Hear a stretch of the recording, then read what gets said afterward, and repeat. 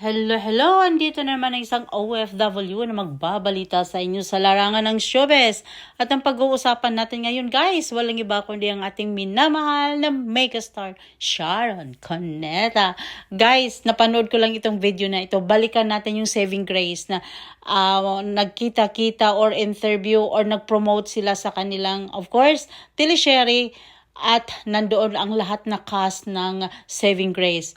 At dito ka mapatawa dahil napawaw talaga si Jolia Montes nung nakita niya si Sharon Cuneta sa ganda ng kanyang katawan ngayon. Which is talaga namang hindi lang si Jolia Montes ang napawaw sa transformation ng ating megastar. Dahil nga pati lahat ng mga tagahanga sa kanya o hindi man tagahanga ay nakapagsabi talagang wow, anong ginawa ni megastar at bakit naging ganun ang kanyang katawan na super ganda sa edad niyang, of course, 1 year more to go to be senior citizen. At nakikita mo naman talaga ang ganda ni megastar. Kahanga-hanga talaga ang transformation ng ating megastar Sharon Cuneta.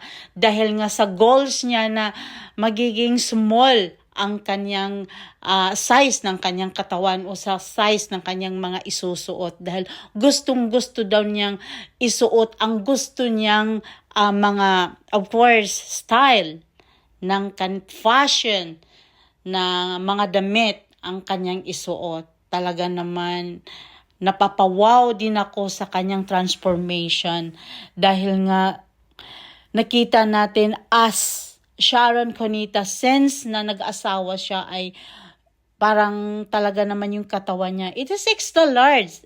Doon na tayo sa reality na si Sharon Cuneta talaga para talagang ang laki. Kaya naman gulat na gulat ang mga tao, ang mga, syempre, mga tagahanga at naging proud kami kay Sharon Cuneta dahil hindi niya talaga pinabayaan. She do her best na ma-achieve niya ang kanyang gustong katawan. Kung ano yung mangyayari sa kanyang katawan, hindi niya pinabayaan bilang isang artista, bilang isang megastar. At ayan guys, napakaganda ang ating megastar. Hindi lang si Jolia Montes ang napawaw sa ating megastar, kundi lahat, lalong-lalo na ang mga tagahanga ng ating megastar. Kaya bravo, bravo, bravo Sharon, bravo, bravo, idol. Dahil nga talaga namang nagbalik alindog talaga ang ating megastar. At of course, ang inaabangan natin ay ang pagsasama muli ng kaniyang dating asawa, either concert, movie, whatever.